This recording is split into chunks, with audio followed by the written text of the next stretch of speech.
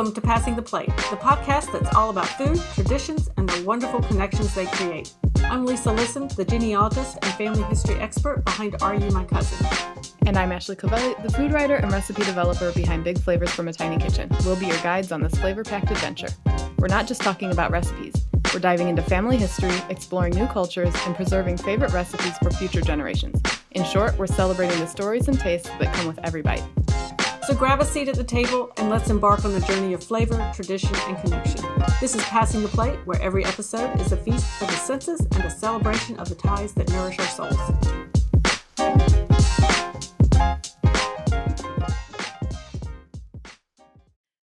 We've been at this podcasting game for over a year now, and we thought it would be fun to do a little bit of a deeper dive to help you get to know your co-hosts.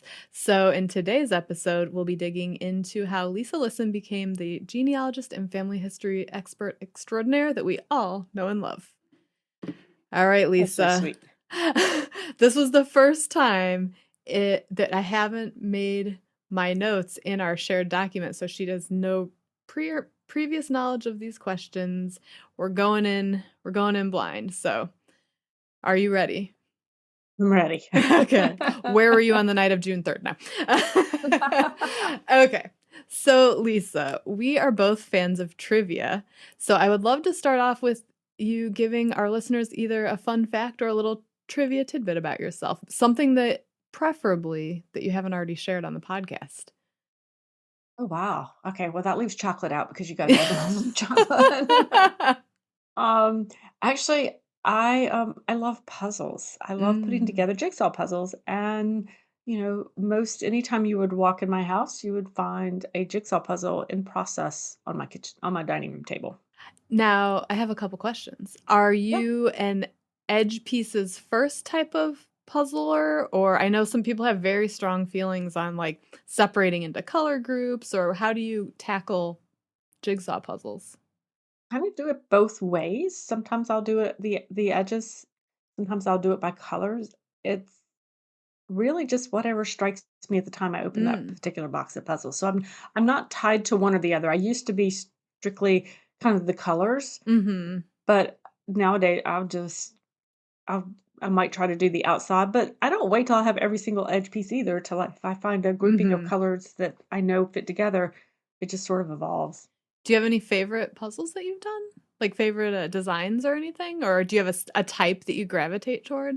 There's a brand out there that I really like called Gallison puzzles that I like a lot. They're just pretty, they're artistic, and yeah, I tend to like things with a lot of bright colors. I don't want it where, it's like a box of number two pencils and they're all identical and you have to put it together. I Yeah. want a good shot at putting the things together Yeah. because it's something I do for fun and I don't want to be frustrated with putting Right. it together. Yeah, that makes sense. Okay, so if you could have a dinner party with any four people, dead or alive, real or fictitious, who would you choose? And you don't have to count your husband for one of them because, we'll say he's assumed to be accompanying you if you want him Okay. to. Okay. Well, yes, he can definitely. Yeah, you can even accompany me if you would like. I'm in. Oh my gracious, you really had to ask the hard one first, didn't you? Okay. So I would say that the first person would be one of what I would call him my brick wall ancestor. And I have a couple of these. So his name is James Harwood, and he was born in 1767 in Virginia. Excuse me, 1760 in Virginia. And I have no idea who his father is or who his parents were. The line, I cannot extend that family line back further. And so I need to have coffee with him to find out who the heck his father was. So that's why you And call if it a I'm brick right, wall, because you can't figure out. it is. So in genealogy research, when we talk about a brick wall ancestor, that means our research has basically stalled out. We've hit a brick wall. We Ah. can't go beyond it. And so, yes. And then the other person, kind of on the same vein of this, would be I have a third great grandmother. She is my direct my only off the boat from Ireland immigrant over here Mm. that I've identified so far. And I have no idea what her story is. I don't know where she came from. We know what the oral history is in the family, that she came over with her husband and she was pregnant and her husband died on the voyage and she preserved him in a pickle barrel. That's Whoa. Actually, I've heard it was a whiskey barrel, but then I heard it was a pickle barrel. Anyway, and Huh. that but then she came over and nobody knows her story as far as, like, who her parents were and who she was from. Well, I've kinda debunked part of that myth already. So she was, um and about when the child was born and where the child was born and all that. Anyway, there's lots of murky things, and I don't think if she started that story, well, I think she might have been maybe ex stretching the facts, stretching the truths a little bit. Anyway, Maybe she was enjoying a um little bit of the whiskey from the barrel? perhaps, and I don't know, I'm like, so anyway, I need to know You where want this whole thing answers. started, and I want answers. I need to know who her parents were, I need to know where in Ireland she came from, I need answers. So Okay. those would be 2 of them. Oh my gosh, who else? I really would love to have, actually, I would love to have, dinner with Michelle Obama because I think she's an amazing woman who's very strong and, Mhm. smart and fit and, has a lot of the same goals, like, with health and stuff. And so, Yeah. definitely her and okay, I've got one more to go, don't I? You see there's this trend actually, kind of the women. And, I am drawing a blank on that 4th one. Who would I talk to? Who If would you I don't have talk a to? 4th, that's okay. There's no pressure, or if you wanna come back to it later.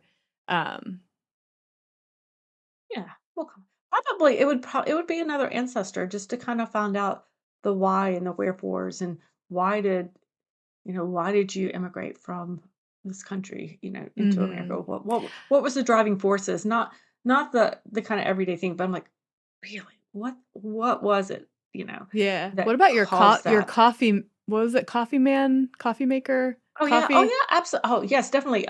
So that ancestor. So yes, he's. I don't know if I'd call him a brick wall because I've got that line all the way back to the Mhm. 1600s. So I would absolutely have coffee with my my ancestor who was a coffee man on Ivy Lane in London because I got questions. I need to know more about the coffee culture in England, which I do know about now, and I need to know more about, life seemed pretty hard. He lost his wife, he lost some of his kids, and you know, tell me more. Tell me more about it. Who were your parents, by the way? While we're here, Yeah. who were your parents? Help me out. Help me keep going.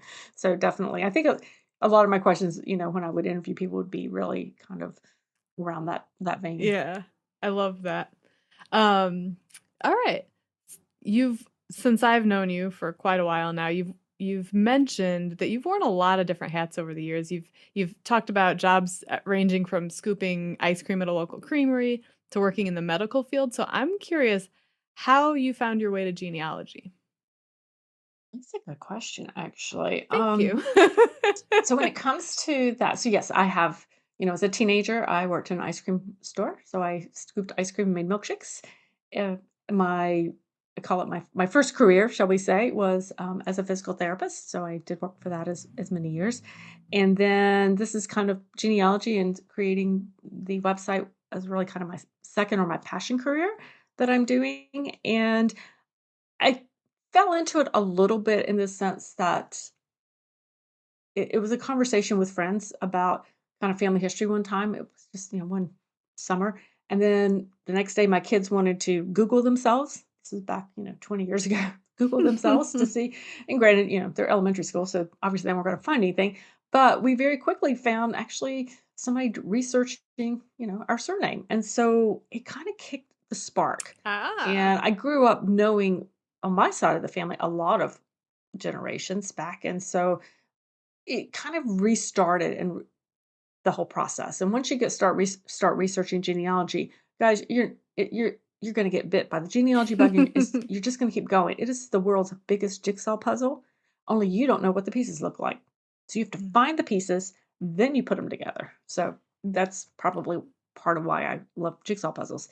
So that's kind of how I did it, and then I wanted to start to share that information with family, and I found myself emailing, and phone calls, and because people were asking me, "Well, what did you find? What did you find?" So I started a blog, Mm. and so that's how Are You My Cousin? My website started as a family blog to basically just share information with the family because I couldn't keep up with um, Yeah. who knew what, who didn't, And Because honestly, I it was doing wasn't as this. easy back then as it is now to just share something with everybody at once.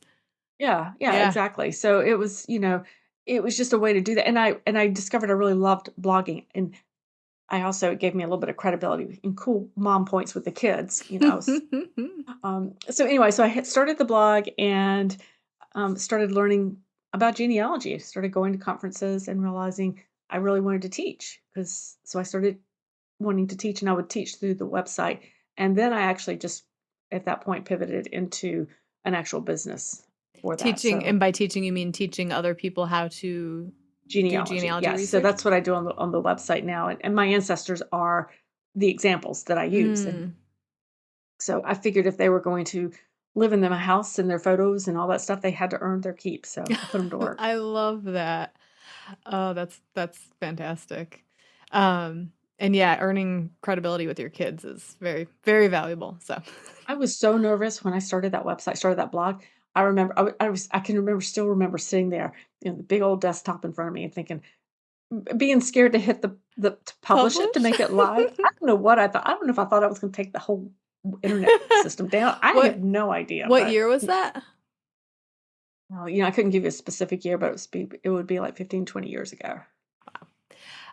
Is there a particular area of family history research that you find A, the most challenging, and B, the most exciting? They could be the same area, but I think some of it would be actually really digging into the story. So I love finding and documenting the ancestors, their birth date, their marriage date, their death date, where they are on the tree.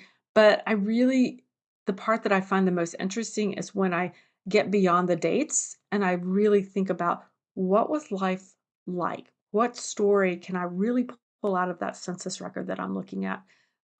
And so I really enjoy kind of figuring out, it's Monday morning. What was my ancestor doing at 10 o'clock on Monday morning?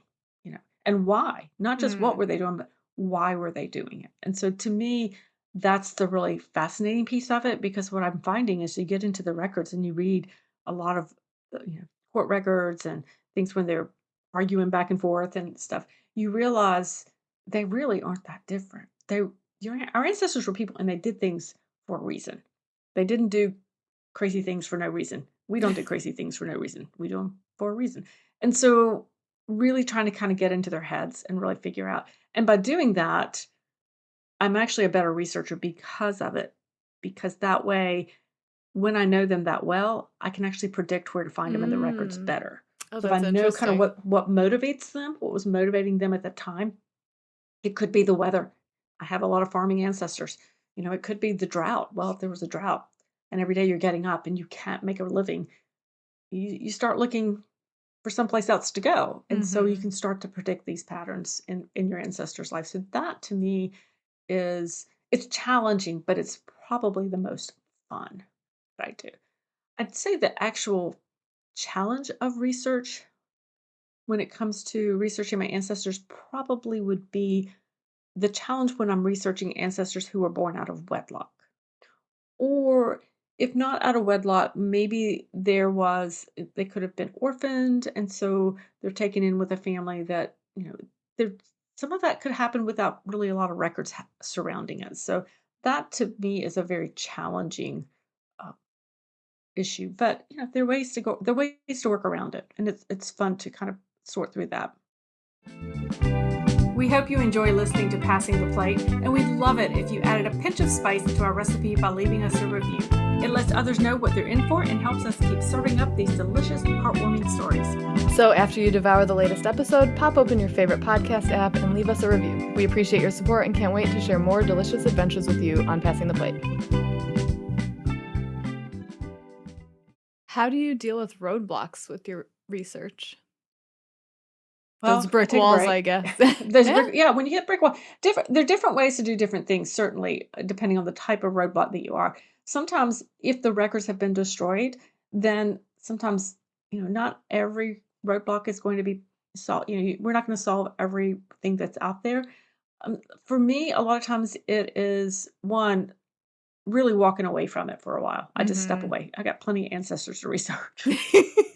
So for me, it's stepping away from the research for a while, and that can be some of the best things for your research. As I think with anything, when you're doing it too much and too close to it, I actually will, go outside, I'll either walk away for a period of time, maybe I just need to go out, go for a run, and I'll come back and I'll have a clearer head once Mhm. I've kind of figured that out. So there's that piece of it. There's also just kind of identifying maybe it's an area of learning how to research a particular culture. So, for instance, one of my brick walls actually revolves around an immigrant family, an Eastern European Jewish immigrant family. And, I know a lot about their life here in the US, but it's that getting back to the original country that I'm really struggling with. And part of that is because I don't know the records. I'm not as familiar with their culture and that immigrant culture when they came over. So I have to really just take a step back and do some education on Mm. Jewish naming patterns so that I can get clues to who the next generation might have been. I have to figure out, what was happening at that time period that they immigrated over. Okay, so that could speak to why they came and where they might have come from. So there's pieces of that. Sometimes it's more of an educational piece that I need Mhm. before I proceed on. Yeah, I think stepping back, you're right, is in so many parts of life is helpful just to kind of, you're too close to something, can't necessarily see it. So that's very good advice. Uh, I've known you for quite some time now, and even in your BYT phase, that's before YouTube. And you've grown quite the following over on that platform, which congratulations, because it's been an honor to like watch you grow that. It's been very cool. Mm. But Thank I you. was Thank you. wondering if you could tell us a bit about the types of videos you share on your channel. Sure. So the videos I share over on the YouTube channel are really kind of how-to videos for various genealogy research aspects. So it might be how to find birth records or how to what to do and where to search for a birth date of an ancestor when you don't have a birth record for that ancestor, and that happens quite a bit, guys. And so, excuse me. And so I do a lot of more how to. I do tips and strategies for genealogy research as well to kind of help people get moving through their research. And for many of the videos, maybe not all of them, but I do have a lot. I have an accompanying blog post over on the website as well. So Mm. some people prefer to read it, some people prefer to watch it. Yeah, that makes a lot of sense. If any of our listeners are looking to dip their toes into genealogy and family history research, where should they start? I'm sure you have plenty of resources available, but what's a good place to start?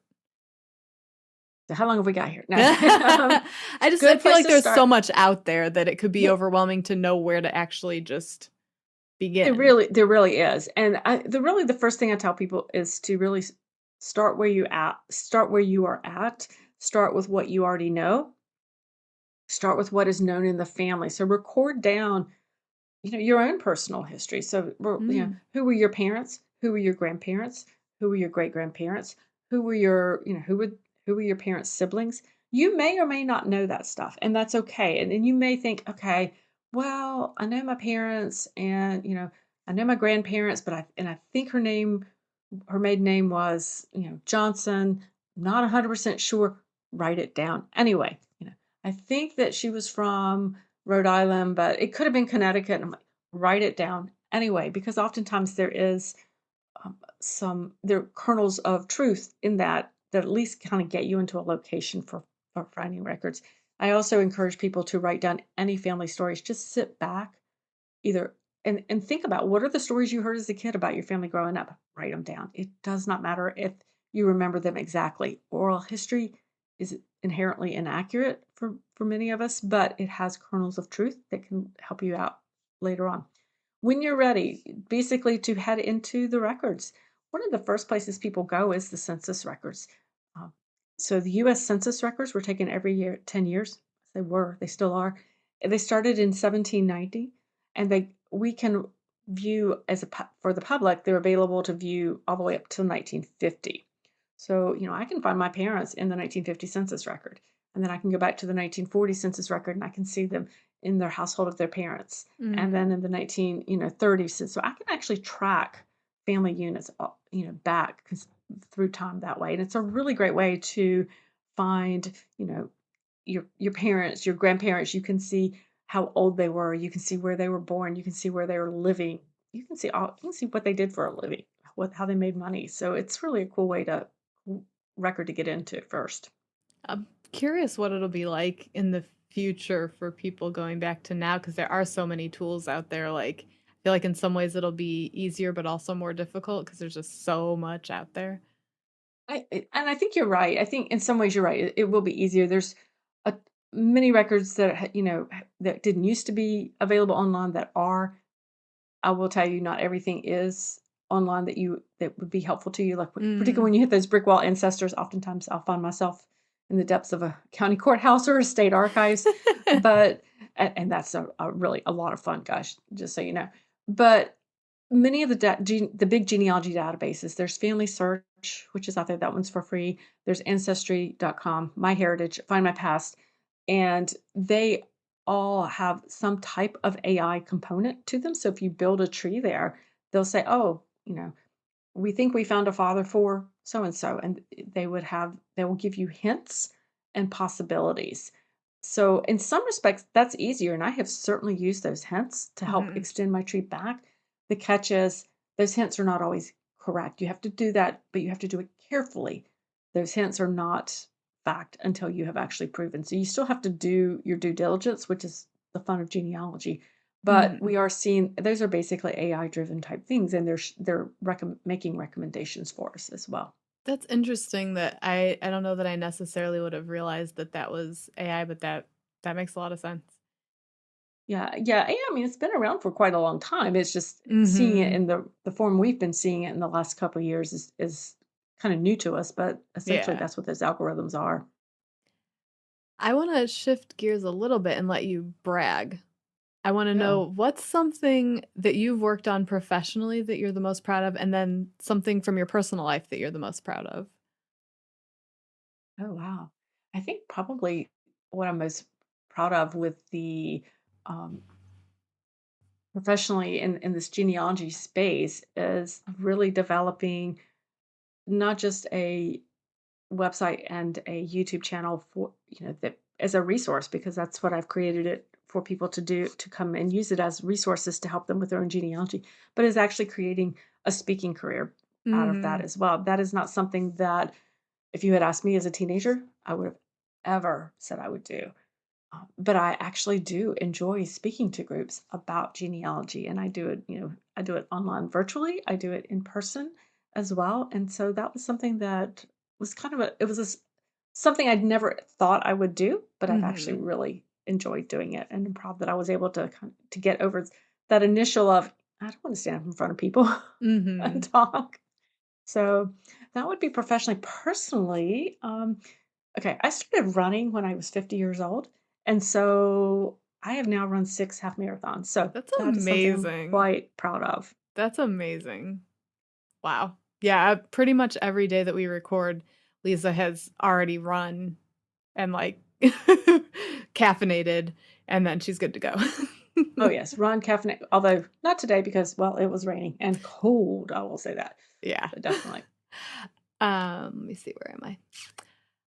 You've used the term culinary heritage in our discussions over the years. Can you explain what that means and why it's important? Sure. So culinary heritage is really it speaks to our own personal family history and our ethnicities through the foods that we eat or through the foods that our ancestors ate and prepared. And oftentimes they were creating what they had available. So my ancestors, have a large or deep roots in South Central Virginia, a lot of rural farmers. And so my culinary heritage tends to be kind of the vegetables and the foods that were grown on the farm. They didn't have a lot. They ate what they could create, and that's so why you will see cornbread is part of my culinary heritage because they grew the corn and made it. Butter beans were part of, and I say butter beans because I actually don't eat butter beans, but that was a big deal. And buttermilk was another big deal from the culinary heritage. Can't say my tastes run along the lines of some of my heritage, but that was kind of what they had.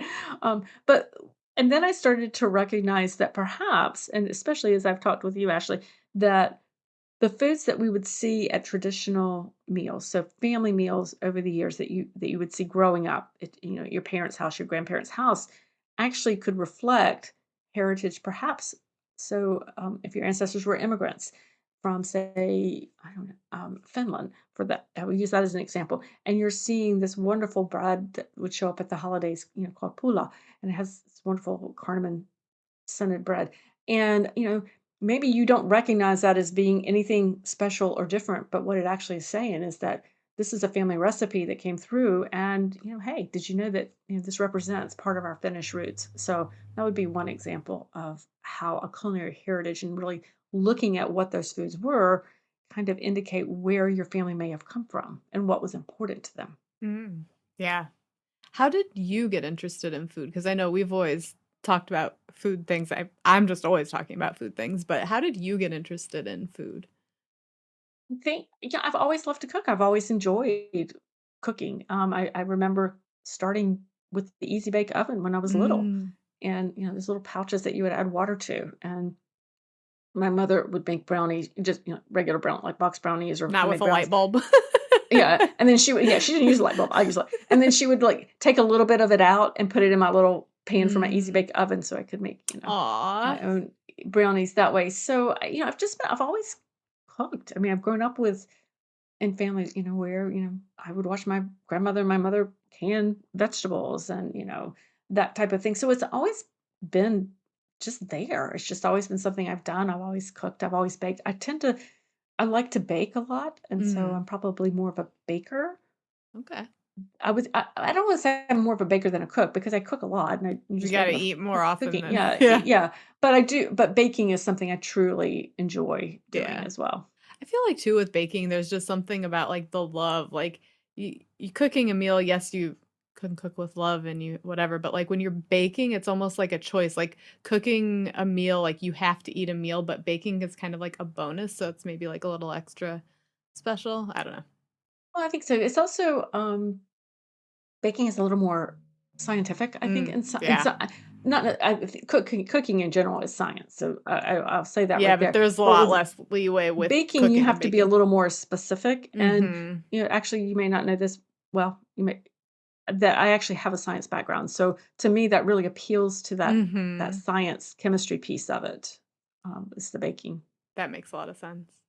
Do you have any controversial food opinions other than being a proud member of Team Candy Corn? Oh, you took it right out of my mouth. I was just actually had an email recently, so I said, "Just FYI, I'm team candy corn too." Oh, that's funny. Somebody reached out. Oh, well, controversial foods. Okay. I grew up I'm from North Carolina. I live in the South, and I do not drink iced tea. I've never liked iced tea. Whoa. And I also do not like butter beans. Now, the story here is that I've never liked butter beans. I think it's a textural thing, actually. And my grandparents grew a lot of butter beans, and they were a favorite of my parents. But if I helped shell the butter beans, I didn't have to eat them. So when we'd go up and my granddad, they were picking all the butter beans and stuff like that. You know, I didn't have to eat them if I would shell them. And do you want to know? I have shelled a lot of butter beans in my day. What did iced tea ever do to you? Just Nothing. not I just a never liked the taste of it. hmm, interesting. I know. It's not like I was. I mean, I know we had it growing up, Yeah. but I never really. I don't know. It just wasn't my thing. I always had water instead, and Oh, so. that's good. Yeah. Um, what are your biggest challenges in the kitchen? I think decision making. One of my Mm. biggest is just what's for dinner tonight. Essentially is probably one of my biggest challenges with that. Otherwise, I don't cook a lot of like red meat dishes and Mhm. stews and that kind of thing. So that would be when I need to do that, it becomes a bit more of a challenge for me. I have to pull out the books and really, review Yeah. review my recipes and things like that for it. But I'd say decision making about what it is we're going to eat that week is the biggest Yeah. I think that's a struggle for most of for us. everybody. Even for me, people think that because I cook for a living and write about food for a living that I'm just always gung ho to go making, cooking dinner and planning dinner. I'm not always. I get burnt out too, so I get that. You mentioned in a recent episode that you would love to one day become a chocolatier. How are those plans coming along? they're coming along. I'm super excited to be hopefully, well, by the time this will have aired, to have taken a class on bean to bar type thing. And so super excited to learn how to work with chocolate. So my immediate goal is really just learning how to work with chocolate, understanding a little bit more because there's a lot of science behind it. And my first goal is to learn to temper chocolate. So that's my goal. Mm, As we're recording it, that's hopefully what I'll have figured out in the next week or two. that is Do that. So so that's kind of cool. my first thing because I just really, I'm looking forward to doing it and experimenting it. And I've got queued up a bunch of YouTube videos to help me with that because you can find anything on YouTube these days. And Yeah. that's where I'm at with that. Super excited. Awesome. Once you transition to a genealogist slash chocolatier, we'll have to do another whole episode about I that. have a whole new bio. Yeah. What is the best way for people to get in touch with you and where can they find you online? Well, you can find me online at lisalisson.com. So that's just my name.com. And the website is called Are You My Cousin? So both the YouTube channel and the website are the same. Are You My Cousin? Awesome. Thank you so much to Lisa for letting our audience get a little bit of a sneak peek behind the scenes today. You can find the links to all the resources that she mentioned in today's episode at passingtheplate.org/57. That's a wrap on this episode of Passing the Plate. We hope you enjoyed our journey into the world of food, traditions, and the amazing connections they create. It's been a pleasure sharing these stories and flavors with you. Remember, food is more than just sustenance. It's a way to connect with our past, present, and future. So keep sharing your meals, keep passing those plates, and keep creating memories that will last a lifetime. Head to passingtheplate.org/podcast for show notes.